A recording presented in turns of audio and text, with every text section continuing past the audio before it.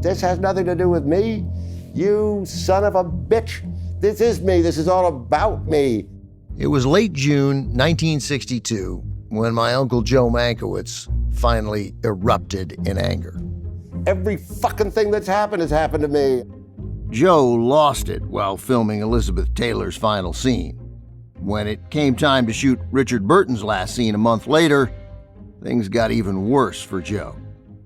They'd wrapped production in Rome. Joe and a small crew were now shooting in Egypt, in the desert outside Alexandria. The first light of day, they would attack. Richard Burton was nailing every scene. But my uncle, he was in rough shape. He'd been writing at night and directing during the day for 10 straight months. And July in Egypt was especially hot. Some days over 100 degrees. Joe still needed a Dexedrine shot to wake up, then another shot in the afternoon to keep going. Joe had gotten so many shots on Cleopatra, he was a walking pincushion. On the second to last day of filming, Joe got a shot in his rear end. It missed the mark. The nurse had hit the sciatic nerve, and I just couldn't walk, and I was in agony. So much agony, Joe was forced to use a wheelchair, which was not ideal for getting around in the desert.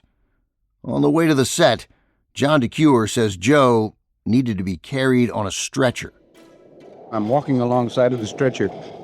He's scribbling a little thing. He's writing. I said, Joe, how's it going? He said, I'm writing the last page. Script was still being written the last day when we carried Joe on a stretcher across the sands of Alexandria. I remember him being dragged through the sand and plopped down in his chair, and I thought, oh my God, is this ever going to end? I was really seriously concerned for his health. It is hard to get that image out of my head. My Uncle Joe, 53 years old, younger than I am now, in so much pain he couldn't walk, willing himself to see this through, to finish the movie. And he did, somehow. The final shot was a simple one. Richard Burton, all alone, in the desert. Here's my cousin Tom. And Dad held the slate. And on the slate, the scene number that was being shot, it just said, this bleep is through. Joe's job, though, wasn't finished. He still had post-production to deal with. This movie had already pushed him harder than any he'd ever made. He'd lost his cool. He'd lost the use of his legs. And though he didn't know it yet, Joe Mankiewicz was about to lose his movie.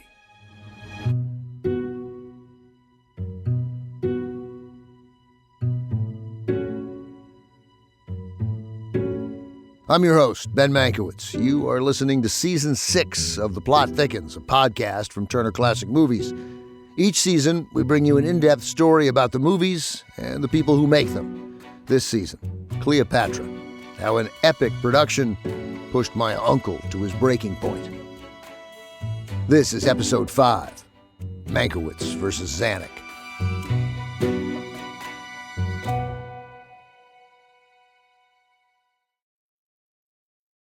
While Joe's body was falling apart, so was 20th Century Fox.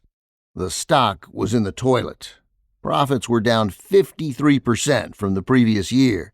Ticket sales were dismal. The company was on the brink of collapse. The studio's board of directors needed someone to blame. It was the end of Spiros Skouras as head of 20th Century Fox. Under his direction, production losses had come to some $70 million in 5 years. $70 million in losses.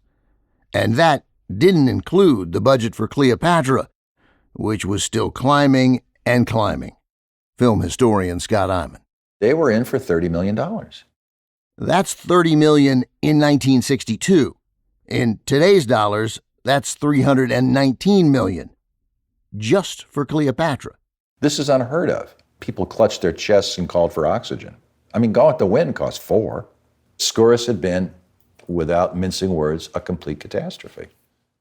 One man in particular kept bad-mouthing Skouras, Darryl F. Zanuck. We are in the New York office of Darryl F. Zanuck, producer of The Longest Day. Darryl Zanuck looked like a chipmunk. He was small. He was about 5'6", 5'7". He had a gap between his teeth. He had a high-pitched voice. Ladies and gentlemen, this June 6th. He was the archetypal cigar-chomping studio head. He would walk around the lot at Fox with a riding crop. When he was in a conference with writers or producers, he'd pace back and forth, slamming the riding crop against his leg. He thought he was Napoleon, and he kind of was. But make no mistake, Zanuck knew how to make movies. He could motivate, he could produce, he could direct writers, he could direct directors, and especially he was good in the cutting room. And he could run a company. How many guys could do that? Zanuck had it in for Skouras, and he had a personal reason. He was about to release a World War II epic called The Longest Day. There it is, man. Omaha Beach, dead ahead. Zanuck thought Skouras would screw up the release, and he said as much to the Fox board of directors. No doubt, Skouras was rubbing his worry beads. So the board called a meeting, but before they could vote, Skouras resigned, claiming health reasons. He'd just had prostate surgery, and he was tired. 20th Century Fox needed a new CEO. The stockholders rumbled. A decision had to be made. The board elected Zanuck president. I think it played to his element of Napoleon returning from Elba and saving the Third Republic. He had formed a studio, and by God, he would save it. Zanuck wasted no time consolidating power. He took over Fox's New York office and fired a slew of executives. Then he put his own son in charge of production.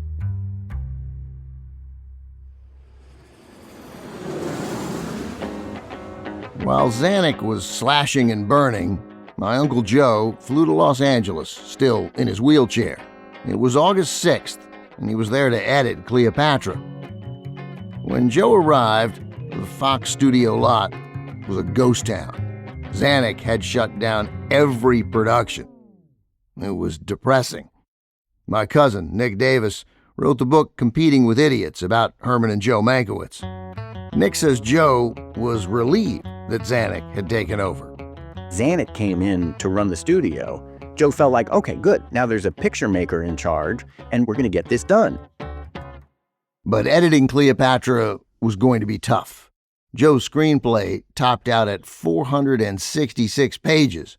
Most 2-hour movies are around 120 pages. Joe shot over 600,000 feet of film, a ton of footage. He had to go through all of it, choosing the best takes, the best angles. Screen 3, take 1. I am Caesar. He worked with an editor, nonstop, for 9 weeks. I summoned you to an audience in my throne room. Then in early October, Zanuck demanded Joe come to Paris. That's where Zanuck was living at the time. The new boss wanted to see Cleopatra. Joe flew to Paris on October 11th. He brought with him 25 heavy reels of film. It was a rough cut of the movie. The sound wasn't perfect, and it didn't have music yet. It was what Hollywood called a work print. Joe actually walked off the plane, which was a big deal. His legs had mostly recovered during his 2 months in L.A. Joe had 2 things on his agenda. First, he had to re-record dialogue with Elizabeth Taylor, Richard Burton, and Rex Harrison, who were also in Paris. Second, he needed to sell Zanuck on his vision, and it was a bold vision. Joe wanted Cleopatra to be 2 movies, an epic movie with an epic sequel. Skouras was going to let me cut the 2 films, so everybody was going to make infinitely more money out of the 2 films, and it was going to be a terribly exciting thing to do. The story had a natural split. Cleopatra's 2 loves, Julius Caesar and Mark Antony. In essence, each leading man would get his own film. The first movie ended with the death of Caesar. The second movie was, well, the rest of the plot, ending with the death of Antony and Cleopatra. Today, studios would love this idea. 2 movies for the price of 1? Heck, nowadays, studios would want 3 movies, or 4. They'd consider this the start of a franchise. They'd call it the Sword and Sandals Cinematic Universe or some bullshit like that. My Uncle Joe was ahead of his time. I mean that seriously. Joe pitched his idea to Zanuck, writing in his diary, Saturday, October 13th, my first meeting with Zanuck, at his home, at his peak of megalomania. Zanuck rejected the idea of releasing the film in 2 parts. Zanuck said, no one's going to want to watch Rex Harrison making love to Elizabeth Taylor for an entire movie and then pay again to see the one that we want to see with Elizabeth Taylor and Richard Burton. He said, no, this is going to be 1 movie. People are not going to get 2 sales out of this. On the DVD commentary, my cousin Chris Mankiewicz says there was another reason to make only 1 film. Elizabeth Taylor and Richard Burton were on the tips of everybody's tongue around the world. There was tremendous interest to see this movie.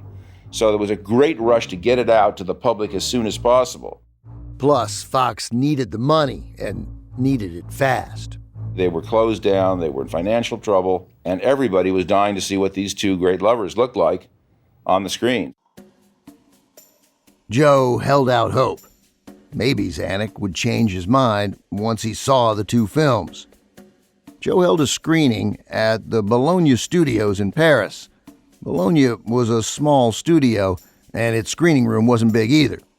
My uncle was anxious about showing Cleopatra in such a small room. He'd shot it in widescreen in beautiful, vibrant color. It was meant to be seen in a huge theater in front of a crowd. Instead, Joe had an unfinished print in a cramped little room. The only audience was a few jaded studio executives Zanuck brought with him. Joe sat near the back, smoking his pipe. The time has come, I think, for us to understand each other. The first half of the movie began at 7:30 p.m. First of all, I am Caesar. And I am Cleopatra, queen, daughter of Isis. Part 1 finished well after 10. Then Joe made an unforced error. He wrote in his diary, Zanuck thought we should see the second half tomorrow. Mistakenly, I urged the group to return after dinner. During dinner, Zanuck spoke about his war movie, The Longest Day. It had just opened to great reviews. Nobody said a word about Cleopatra. By the time they finished dinner and returned to the screening room, it was nearly midnight. You will kneel. I will what? On your knees. The second half of Cleopatra ended at 2:15 in the morning.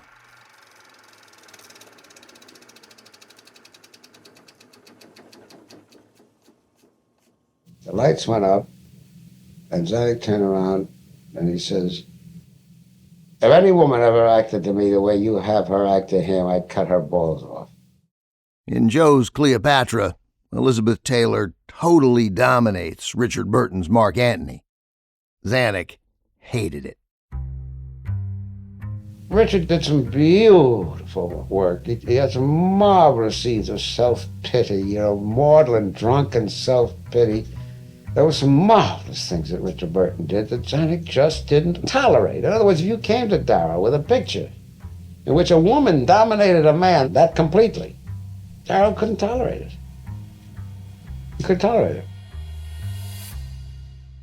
And Zanuck came to the conclusion that a boring 4-hour movie is better than a boring 6-hour movie. This has to be one picture. It's going to be 4 hours, one movie, not 2 movies, 3 hours apiece. One movie of 4 hours. Zanuck made his decision, but he didn't tell Joe. Instead, he strung Joe along, saying he needed a couple of days to crystallize his thoughts. Those were Zanuck's exact words. I need to crystallize my thoughts. So Joe went away uneasy, to say the least, and waited for a response, and waited and waited. Sidney Stern is the author of The Brothers Mankiewicz. She says Joe called Zanuck's office. repeatedly. And when he called to ask, his assistant would say he's crystallizing his thoughts. This went on for days. And Joe is getting more and more upset and frightened. What he did not know was that Zanuck had called his editor and brought in his own editor, and they were re-editing already behind his back. Re-editing a movie without the director's consent is considered the ultimate betrayal in Hollywood. Zanuck was 60 years old, and he'd been working in movies since he was 20. He surely knew he was breaking one of the cardinal rules of filmmaking. Joe was in the dark about what Zanuck was up to, but he had his suspicions. Friday, October 19th, I mistrust the entire situation. I think Zanuck intends to take over, but only after I have finished dubbing with the 3 stars. Joe kept busy recording dialogue and visiting with the cast. He had drinks with Elizabeth and Richard. One night, Joe met up with Audrey Hepburn and her husband, the actor Mel Ferrer. Audrey was in Paris filming Charade with Cary Grant. Joe wrote in his diary, "A fine dinner with Audrey and Mel at their absolutely enchanting villa. I find her not very bright, but then neither is Mel." A week after the screening in Paris, Zanuck finally responded with a letter that blamed Joe for pretty much everything. It's all your fault. You shot it without having a script. There's so much waste, et cetera, which was just shocking to Joe because he had already told Zanuck that it was just a travesty to have been shooting without a screenplay. He had begged Skouras to shut down filming more than once over the years that they'd been doing it. Zanuck knew that perfectly well. So it's bad enough to be castigated for something, but when it's the opposite of what you did, it was just devastating to him. Joe wrote in his diary, Sunday, October 21st. A long missive from Zanuck, an incoherent outline of his plans for re-editing Cleopatra, then into a wild account of my complete responsibility for the cost of Cleopatra, and winding up with a curt termination of my services after I finished the dubbing. He'd been fired. And kind of all hell broke loose among the cast, Burton and Taylor and everybody else. This is ridiculous. He's the only man who can edit this, and he deserves a chance to edit this. If you didn't like the cut, let him work on it. Cleopatra was now in the hands of Darryl F. Zanuck. Joe described it as an act of piracy, and he was pissed. Joe realized if this film was going to be his movie, he needed to fight for it. That's coming up.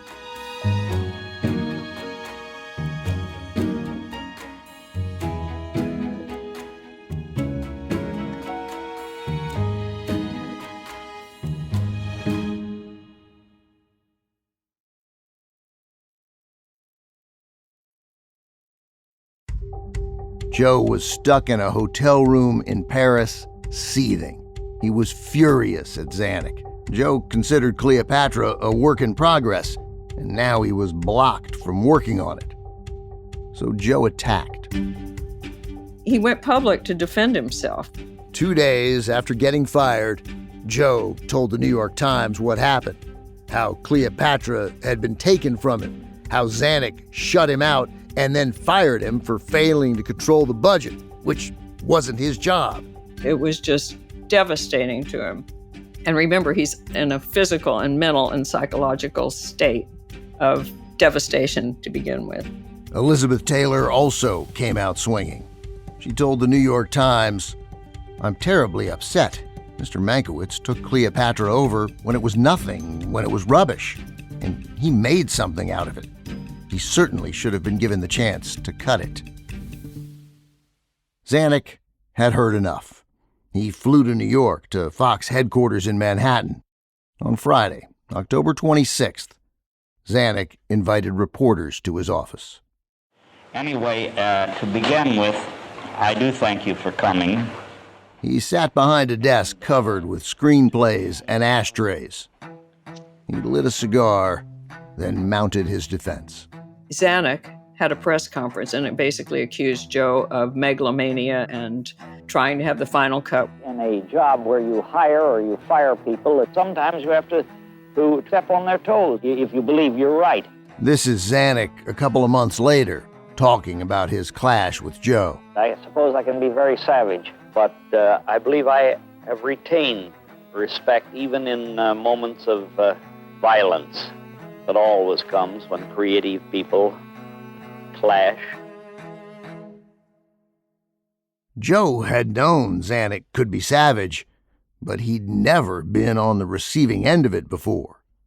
The two were never close pals, but once upon a time, Joe and Zanuck had a strong working relationship.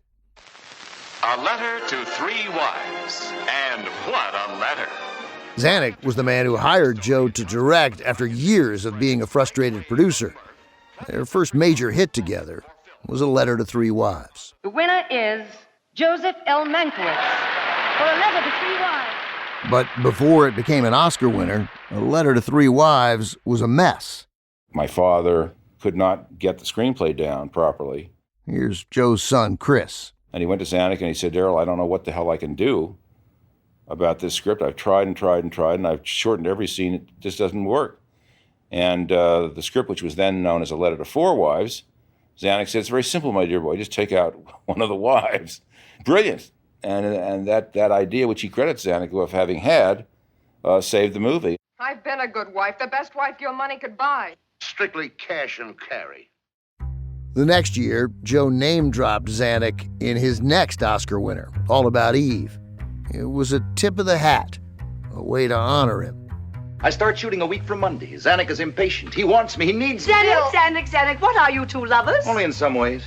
When Zanuck came back to Fox in 1962, Joe worried he wasn't getting the same Darryl Zanuck he used to work with, the super producer from the 1940s who helped Joe so much on Letter to Three Wives and All About Eve. According to Joe, Zanuck had changed. Mr. Zanuck in Paris, he played one picture after another with one French floozy after another, which were disasters, one after another. He caught lightning in a bottle with this dreary documentary called The Longest Day. This revived all of his ego, but none of the talent. He was a completely changed man. He was not remotely the Zanuck that I'd known. And to make matters worse, Joe couldn't even get Zanuck on the phone to talk about this like adults. Instead, the two of them continued fighting in the press. Joe had a competing press conference and tried to push back, and Zanuck responded. Zanuck told reporters that a little bit of Caesar had rubbed off on Joe. Joe responded, saying he and Caesar had met a very similar end. In public, Joe was witty. Behind the scenes, he felt humiliated. Because he was portrayed and continues to be portrayed as the director of the film that broke 20th Century Fox. But ultimately, it was Fox's movie, not Mankiewicz's, because it was Fox's money, not Mankiewicz. Mankiewicz didn't have final cut. So all he could do was brood and kick and be bitter, which he was, understandably. My Uncle Joe lost. Cleopatra stayed in the hands of Zanuck, and it remained one movie. We'll never know if two would have been better than one, but according to Scott Eyman, based on what we have seen, it's quite possible that Zanuck was right. It's a slow movie. At 6 hours, it'd be paralytic. I mean, I can't conceive of 2 more hours of Richard Burton breathing heavily and Elizabeth Taylor wafting through the scenes, because the air goes out of the picture when Rex Harrison croaks at the end of part one. I mean, I think Zanuck was probably correct in his estimation. A slightly boring 4-hour movie is infinitely preferable to a stupefyingly boring 6-hour movie. With nothing left to do, Joe flew home to New York.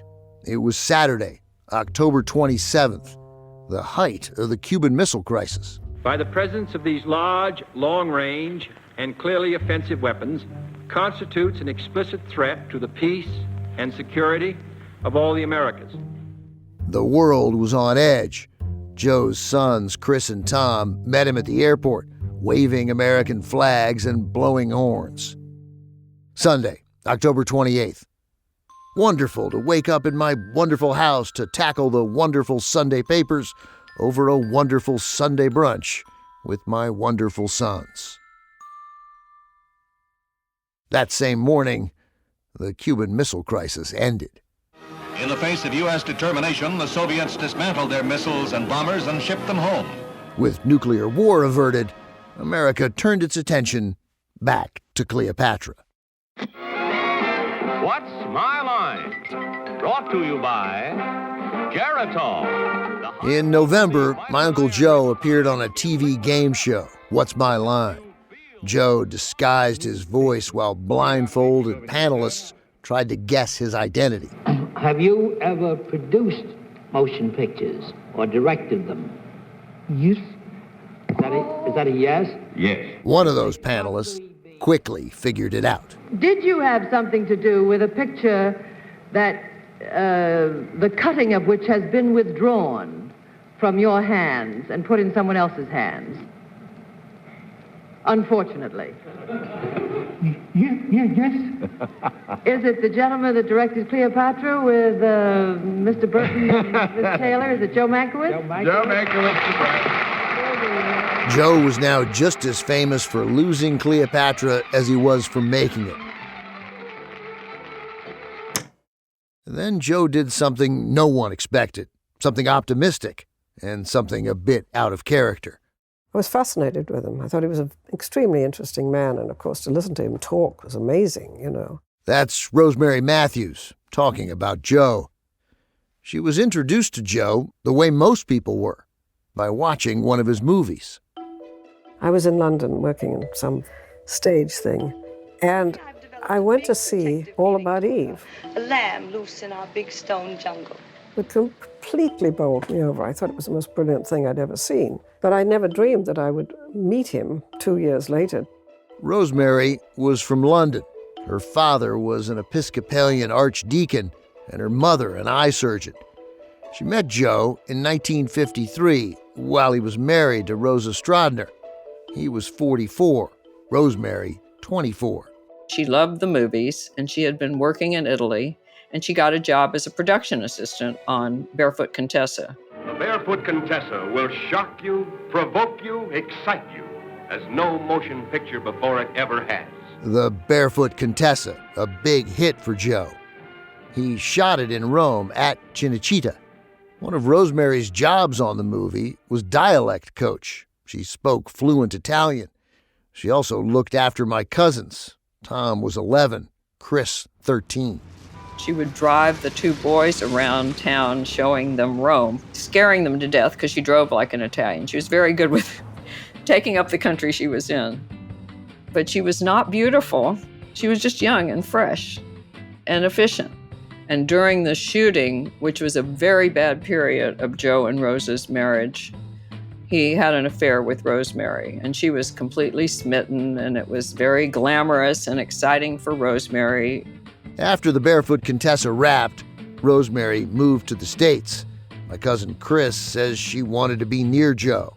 She basically used to hang around New York waiting to have a night with him when my mother would throw him out.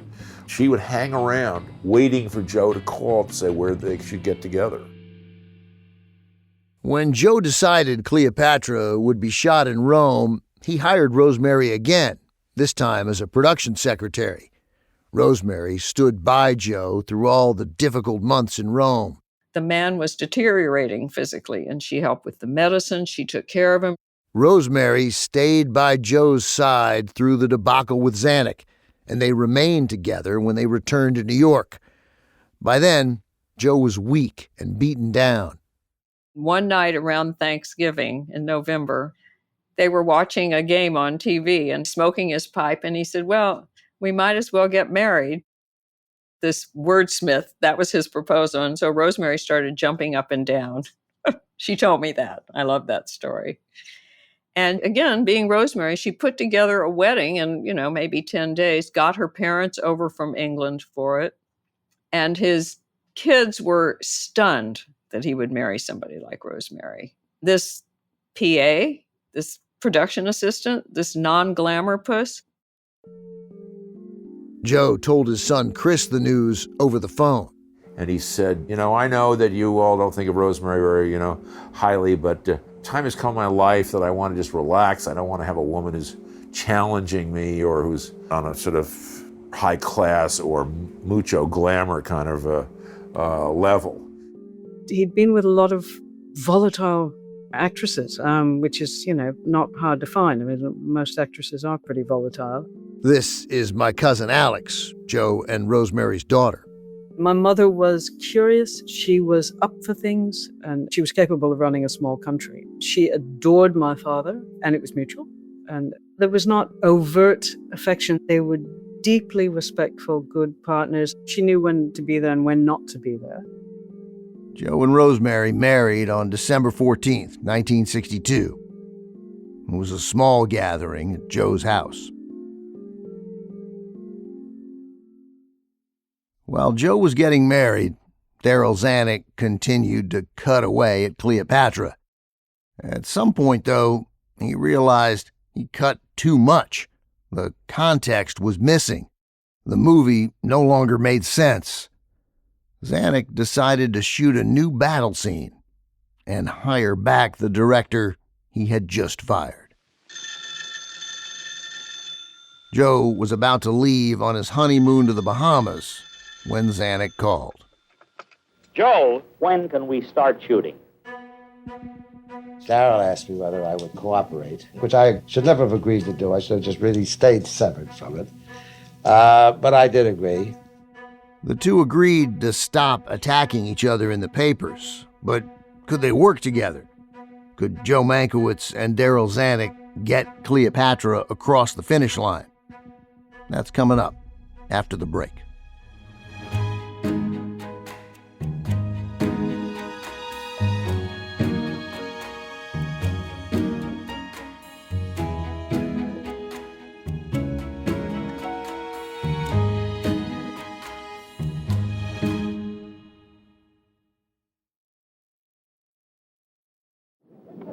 Assistant directors, form up all units. Mr. Mankiewicz, Mr. Williams, to camera crane area, please. All assistant directors. After his honeymoon, Joe traveled to Spain. They were shooting a battle scene on a beach made to look like the desert. This will be a take. Personnel not engaged in camera operations, clear the set. Immediately, things got weird. Zanuck was there and arranged for a second camera crew to be on set. They were filming everything that happened behind the scenes. In the footage, you can see Joe directing. He's wearing white pants, a white shirt, and a dark sweater.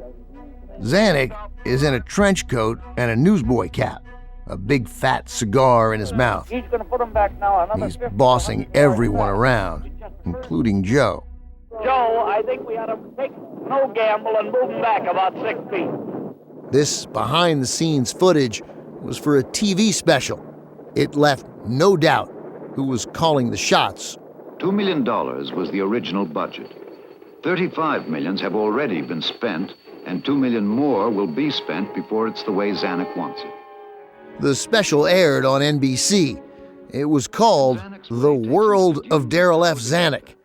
It made Zanuck out to be the king of Hollywood. I like making motion pictures. I like this life. And that's why I'm here in Spain at this moment. I can't be a president that just sits in an office. I'll also probably be a field general occasionally, too. Joe is portrayed as an uncompromising tyrant. Suggestions are taken, but director Joe Mankiewicz insists on his way. The cameras will roll on his schedule. Troops will charge at his command. Actors will die on his cue. At one point, Joe picks up a bullhorn. 1,000 men on horseback are waiting for him to tell them what to do. But before he could, the wind picked up. Take cover as quickly as possible. Take cover at once. We expect extremely heavy winds. It was a full-on dust storm. Everyone scrambled. They had to cover the cameras, get horses into tents. and take shelter immediately. We have a problem of fighting wind and sand. Cleopatra's Curse, I'm sure, is on this film from its inception. Joe is a little hard to hear there. He said Cleopatra's Curse has been on this film from its inception. I suppose, after everything Joe had been through, you start to get a little superstitious. Eventually, the storm passed, and everyone got back to work. Mr. Zanuck, to camera crane area, please. All cameramen to crane area immediately. After the dust settled, Zanuck climbed onto a big crane and sat behind a camera. Remember, he's not directing, but there he was, looking into a viewfinder. Camera crane, move to position 1 for rehearsal. This will be Suddenly, the crane lifts Zanuck high into the air. Beneath him, on the ground, my Uncle Joe, smoking a pipe, dwarfed by the man on the crane. Joe said this was the whole reason Zanuck showed up in Spain. I stayed up there, spent the entire day riding up and down the boom while NBC photographed him. Then he got on this helicopter and flew off.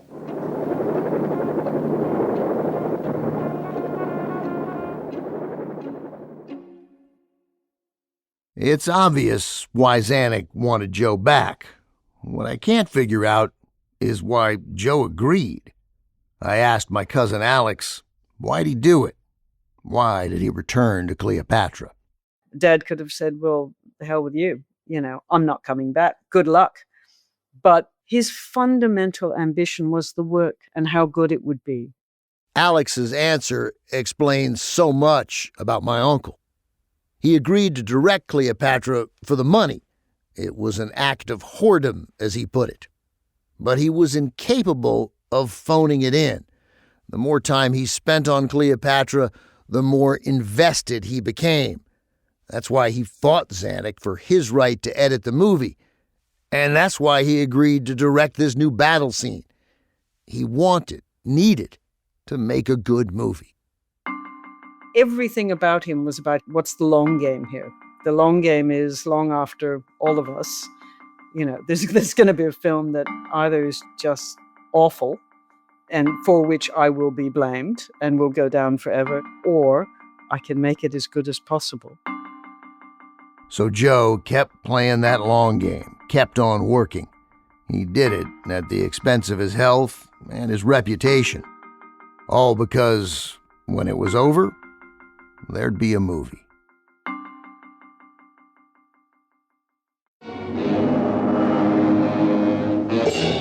Elizabeth Taylor as Cleopatra, Siren of the Nile. After the opening battle scene was finished, Fox released a Cleopatra trailer.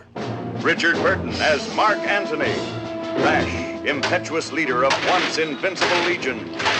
Cleopatra was scheduled to premiere in 3 months. The most expectantly awaited film in history, Cleopatra, its world premiere at Broadway's Rivoli Theater on June 12th.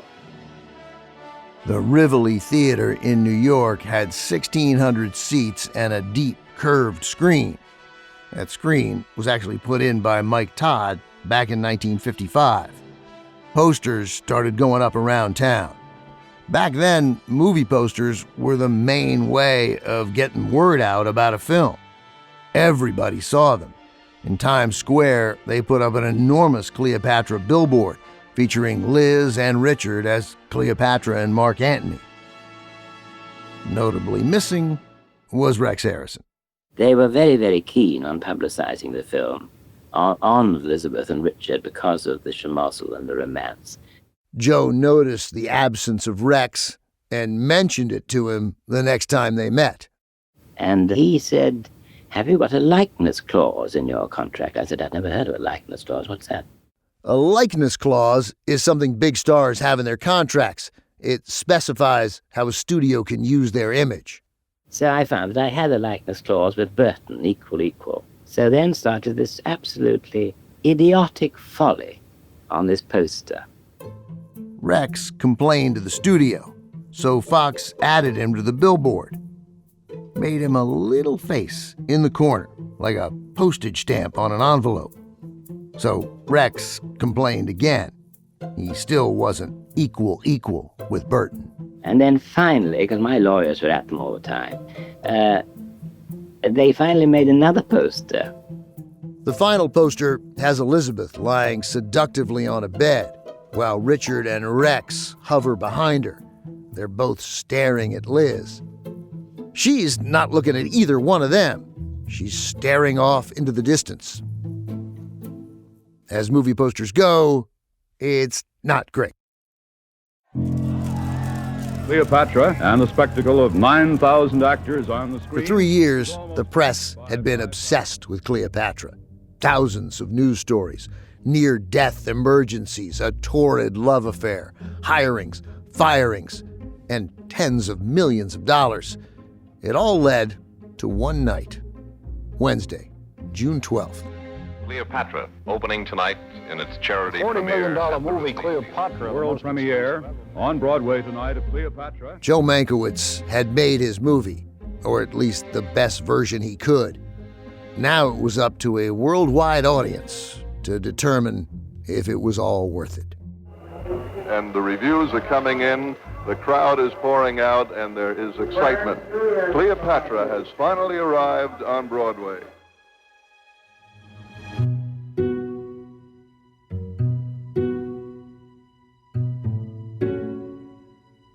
Angela Carone is our director of podcasts. Story editor is Rob Rosenthal. Yaakov Friedman is our senior producer.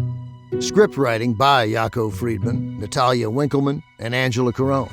Research and fact-checking by the indispensable James Sheridan. Audio editing and sound design by Mike Voulgaris. Mixing by Glenn Matullo. Production support from Liz Winter, Allison Fire, Matthew Ownby, Julie Baton, Emma Morris, Jordan Chips, Nicole Hill, and David Corwin at Patches. Thanks to our legal team, Jean Renaud and Kristen Hassel. The following TCM staffers help us get the word out about our podcast, so thank you to Alina Novick, Katie Daniels, David Byrne, Diana Bosch, Caroline Wigmore, Michelle Height, and Stephanie Thames. Our executive producer is Charlie Tabish. And a special thank you to the archivists at the American Film Institute, the Wisconsin Center for Film and Theater Research, and Boston University. We could not make these podcasts without the work of archivists around the country, or for that matter, archivists around the country. Still not sure which one's right. Special thanks to my family, especially my cousins, Alex Mankiewicz and Nick Davis. I regret that I never got to interview my cousins Tom and Chris Mankiewicz. They died before we started production. Thomas Avery of Tune Welders composed our theme music. I'm your host, Ben Mankiewicz. Thanks for listening. See you next time.